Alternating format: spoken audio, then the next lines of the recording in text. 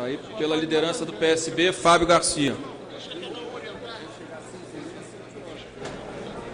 5h12, esta é a TV Câmara, Rádio Câmara, e também você nos acompanha pela internet. Antônio Carlos Silva, numa sessão de muitos debates, tem tomado todo dia, né? Fora os outros anteriores que essa PEC tem sido debatida. Proposta polêmica que nesse momento está na fase de votação de um pedido para encerrar a discussão. Em instantes os líderes vão orientar as bancadas.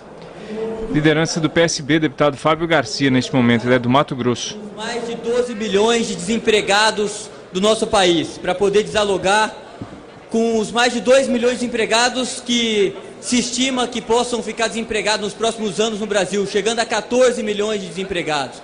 Para dialogar com os jovens desse país que querem ter uma oportunidade, que querem ter emprego. Para dialogar com os universitários do Brasil que querem sair das suas universidades e poder ter uma oportunidade no mercado de trabalho. Para dialogar com as pessoas que pensam que o Brasil precisa ter um futuro próspero, que seja um país de oportunidades a todos. É com essas pessoas, porque a PEC 241 trata, na verdade, de viabilizar o futuro desse país. Um país que hoje atravessa a maior recessão da sua história, fruto de, obviamente, de medidas equivocadas e uma disparada do gasto público sem precedentes. E aqui, muitos governos e muitas pessoas que usam a tribuna no dia de hoje foram, obviamente, partícipes da disparada do gasto público brasileiro que colocou esse país numa situação de déficit sem precedentes, mais de 100 bilhões de déficit a esse país, ameaçando o futuro do Brasil. Sem dúvida nenhuma, chegou a hora da gente ter responsabilidade fiscal nesse país. Sem dúvida alguma, chegou a hora da gente ter austeridade nesse país. Sem dúvida nenhuma, chegou a hora da gente colocar um equilíbrio fiscal no Brasil e que a gente possa, então, colocar a economia do Brasil nos trilhos. É isso que a gente tenta fazer através da PEC 241. Mentem aos brasileiros aqueles que falam que essa PEC congela investimento na saúde, na educação, na assistência social. Mentem aos brasileiros. Isso não acontece. A PEC não congela nenhum investimento. Caberá a esse Congresso Nacional, ao Executivo, definir a prioridade de gasto. O que ela faz, sim, é colocar um teto para o gasto público brasileiro, para que a gente não sofra ainda mais com o déficit primário no Brasil. O que ela faz é dar, no médio e no longo prazo, uma previsibilidade que o Brasil melhorará economicamente e que isso possa ter efeitos no dia de hoje, com a redução da taxa de juros, e aí reduzir o tamanho da dívida brasileira, que a gente possa controlar melhor a inflação e que a gente possa ter um país mais confiável, para que assim a gente possa rever investimentos chegando a esse país. E através dos investimentos que a gente possa ver geração de emprego novamente surgindo nesse país. E que a gente possa ver a economia do Brasil, mais uma vez, trilhar o caminho da prosperidade. É isso que trata a PEC 241. É uma PEC da responsabilidade que nos chama este momento que esse país vive.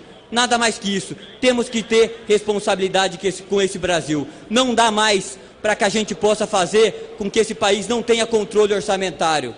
Não dá mais para a gente aceitar um país onde se gasta o que se quer e depois se aumenta os tributos, os impostos dos brasileiros e brasileiros para pagar a conta do dinheiro mal gasto. Como fazemos na nossa casa, na nossa família, nas empresas que precisamos priorizar e qualificar o gasto, é isso que essa PEC faz e nos obriga a partir desse momento. Vamos priorizar o gasto, vamos qualificar o gasto, porque não cabe mais nesse país tributar os brasileiros e brasileiros. Nem o cidadão, nem o setor produtivo brasileiro, nem as brasileiras conseguem mais suportar tamanha carga tributária. Aqueles que se incomodam com essa PEC é porque não tem responsabilidade com esse país, ou não tem condições de qualificar melhor o gasto público brasileiro. E vou dizer a vocês, o Partido Trabalhadores governa este país há bastante tempo. Há bastante tempo. E levou, sim, o Brasil a ter esse déficit que a gente vive. Ele levou sim o gasto público sem nenhuma responsabilidade nesse país. Levou sim o Brasil a passar por uma das piores recessões da sua história.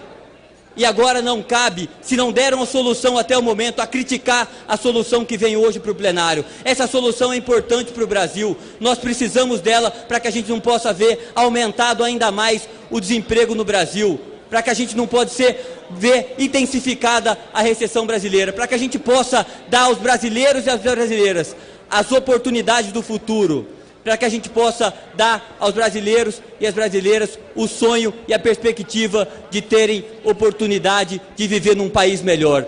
Então, senhoras e senhores, é uma das votações mais difíceis, mas mais importantes desta casa nessa legislatura, sem dúvida alguma, dura, mas importante para hoje, mas sobretudo importante para o futuro do nosso país. Eu gostaria então de pedir aos parlamentares que votemos a favor dessa medida, que a gente vai estar ajudando muito o futuro de muitos jovens e de muitos brasileiros. Muito obrigado e boa tarde a todos.